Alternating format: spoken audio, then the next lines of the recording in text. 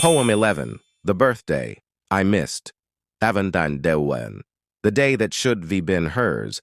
It was just a Thursday to me. The kind that blends into the next. Emails. Gas receipts. Half-warm coffee and unpaid checks. I got home late. Didn't notice the candles she didn't light. Didn't see the new dress or the way she'd straightened her hair just right. She had made spaghetti, her favorite, not mine. Poured a glass of wine, even lit the cheap candle from aisle 9. And I just sat down, kicked off my boots, turned on the game. Didn't ask about her mood. She said, "How was your day?" And I said, "Long." Never asked about hers. Never sang a song. It wasn't until she cleared the plates that it hit me, too late. Her birthday. Her damn birthday. I looked at the calendar on the fridge. Circled in red, a post-it that said, "Don't forget, my day," and I did. I forgot. Like it meant nothing. Like she was nothing. And what did she do? She smiled. A soft, worn thing. Like she'd rehearsed it just for this kind of sting. She said, "It's okay. I know you've been busy." But it wasn't. And we both knew. Because the woman I loved had learned how to forgive me before I even knew I was wrong. Then her voice came, a breeze through the guilt. It wasn't the cake, or the card, or the gift. It was just the chance to feel picked, to feel like I mattered on one damn day. But love isn't a holiday, it's what you say when the world forgets me.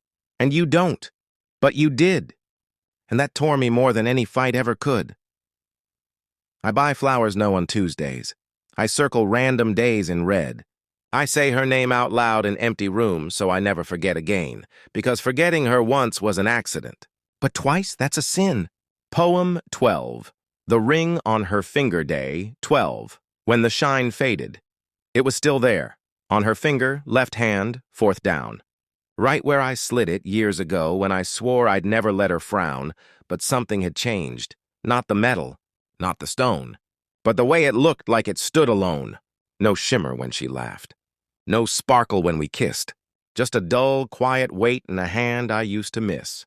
She still wore it, but not like before, not like a promise. More like a Cory, like she kept it on out of habit.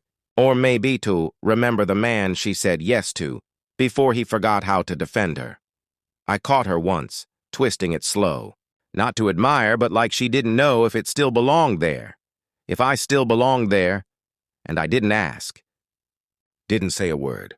Because deep down, I already heard what her silence was saying. This isn't the man I built a life around. This isn't the voice that once made me feel sound. Then her voice came back, not angry, not loud, just honest. Like fog that humbles a cloud. I didn't need diamonds, didn't need gold. I needed you to fight for the hold. To touch my hand like it still meant forever. To notice when I changed, not just when I shattered. I kept the ring on because part of me hoped the man who gave it was still there, somewhere beneath the smoke. So now I stare at my own hands, empty, worn, bruised. And I swear, if I ever get the chance to slide it back on with meaning, I won't confuse love for convenience again.